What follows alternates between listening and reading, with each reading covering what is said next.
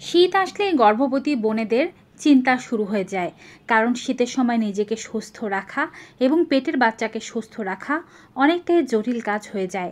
শীতের সময় immune system বেশ খারাপ হয়ে যায়, আর যার জন্য শীতের নানাবিধ রোগ আমাদেরকে আক্রমণ করতে থাকে।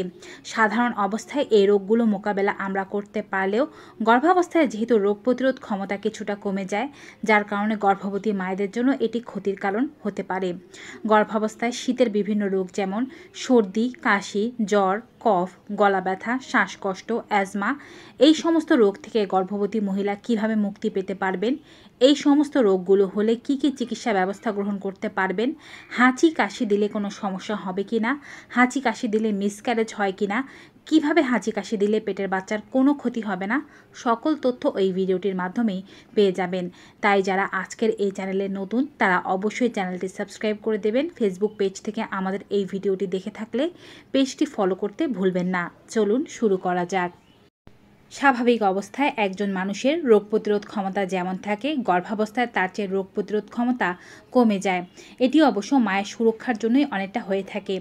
মায়ের রোগ প্রতিরোধ ক্ষমতা যদি খুব বেশি স্ট্রং থাকে, তবে সে রোগ প্রতিরোধ ক্ষমতা পেটের বাচ্চাকে একটি অ্যান্টিবডি মনে করে নষ্ট করে দিতে পারে, যার কারণে রোগ প্রতিরোধ ক্ষমতা কিছুটা স্লো হয়ে যায়, যার কারণে আপনি বিভিন্ন ধরনের শারীরিক অসুখগুলোতে বারবার পড়তে থাকেন।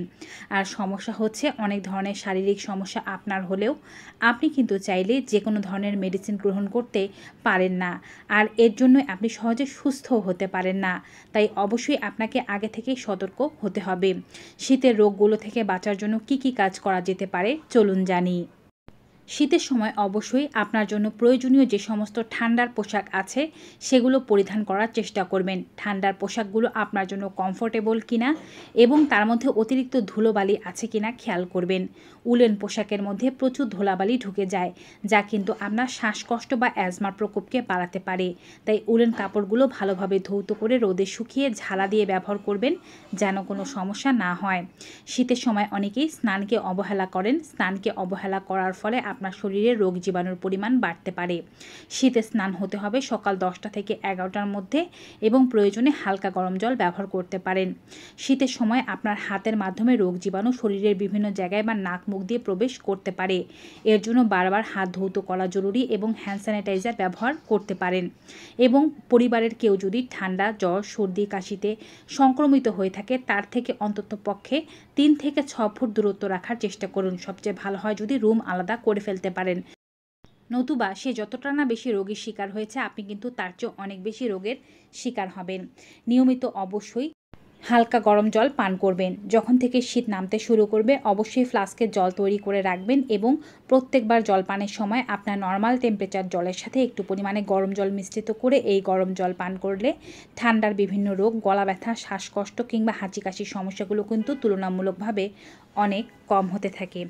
যাদের ডায়াবেটিসের সমস্যা নেই, তারা সকাল বিকাল 1 চা চামচ করে খাঁটি মধু সেবন করার চেষ্টা করুন।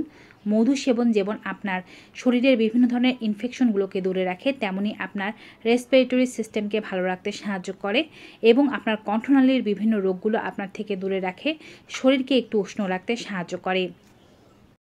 চা পানের অভ্যেস তো অনেকেরই আছে।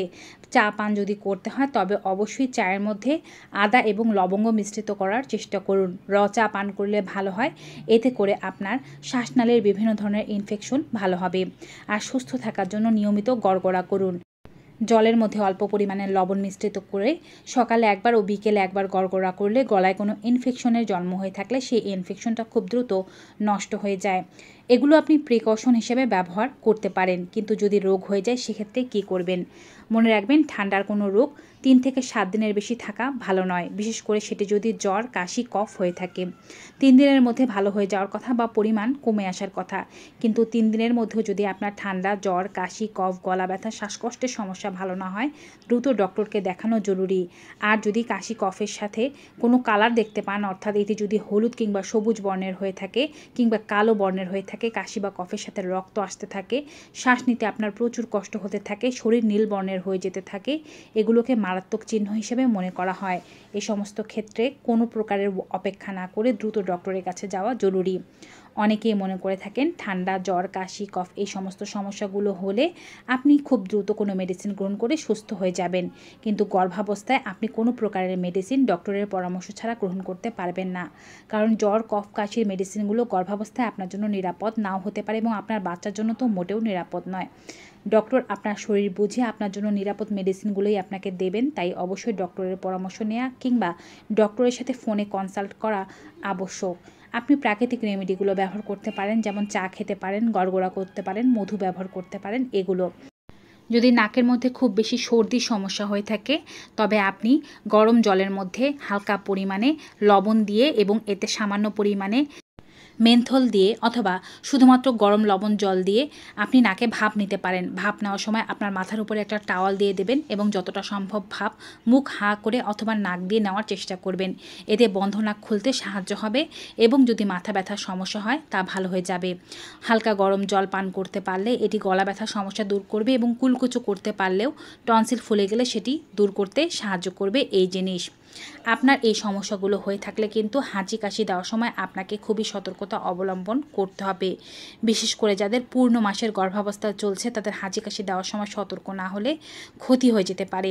যদি আপনার হাঁচি কিংবা কাশি আসে সেক্ষেত্রে অবশ্যই বসে হাঁচি কাশি দেওয়ার চেষ্টা করুন এবং পেটের ওপরে সাপোর্ট দিন অথবা একটু হাত দিয়ে পেট ধরে রাখার চেষ্টা করুন। মনে রাখবেন গর্ভাবস্থায় খুব বেশি হাঁচি কাশি দেওয়া গর্ভের বাচ্চা ও আপনার জন্য নিরাপদ না, তাই অবশ্যই সতর্কতার সাথে এই কাজগুলো করবেন। হাঁচি কাশি দিলেই মিসক্যারেজ হয়ে যায় ব্যাপারটি কিন্তু তেমন নয়। তবে যে কোনো রোগ যদি আপনার মাত্রার বাইরে চলে যায়, আপনি যদি খুব বেশি কাশতে থাকেন, খুব বেশি হাঁচি দিতে থাকেন, এতে করে পেটে একটি বাড়তি চাপ পড়ে যা গর্ভবতী মহিলারা নিজেরাই বুঝতে পারেন।